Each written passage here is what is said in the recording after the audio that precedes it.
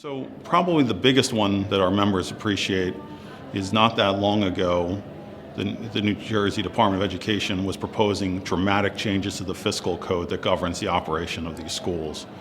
And they included such ideas that would have frankly violated federal law, violate IDEA.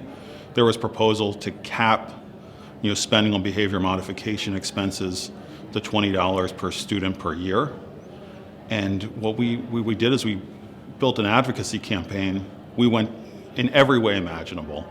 We had our members reaching out to their legislators and to the governor. We had the opportunity to present to the DD Council. We were talking to state board members.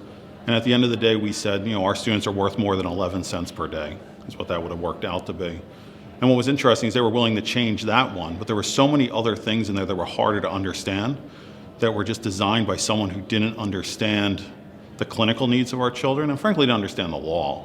So there was parts of that code that would have been impossible to implement and frankly might have led to some of our schools closing, which would have been an unmitigated disaster in an environment where there's not even currently enough seats for students as we speak. One of the things that we're probably most worried about is the increase in the number of students that are on at-home instruction, where there's no reliable state metric of how many that is. And when you talk to our partners in the public schools, they're very candid that at-home instruction means really no instruction because there's no at-home instructors to provide it. So being able to not only educate on why that fiscal code was a bad idea, but to get them to abandon the proposal entirely was such a tremendous victory for us.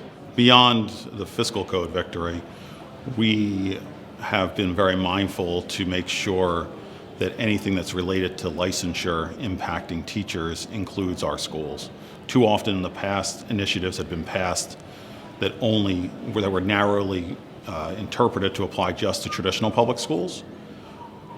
One of our victories has really been to convince stakeholders that we're talking about public school students. Our member schools educate over 10,000 public school students. They're only in our schools because the public schools could not meet its federal obligation to provide a free and appropriate public education. We've tackled issues related to transportation, obviously in a way that makes sure the safety of our students is preserved, but also if you can't get to school, you can't get an education. And so we've been very mindful of staff shortages of all kinds. Beyond public policy, we've been very intentional about bringing in vendors and affiliates who are here today at this conference that can help with staffing issues and staffing challenges. 4 years ago, when it came to talking about staffing shortages, I often talked about that it was the kitchen sink approach. We were going to throw everything we had at it because at the end of the day, we can't do our work unless we have qualified, competent, passionate staff that we're able to retain for the long term.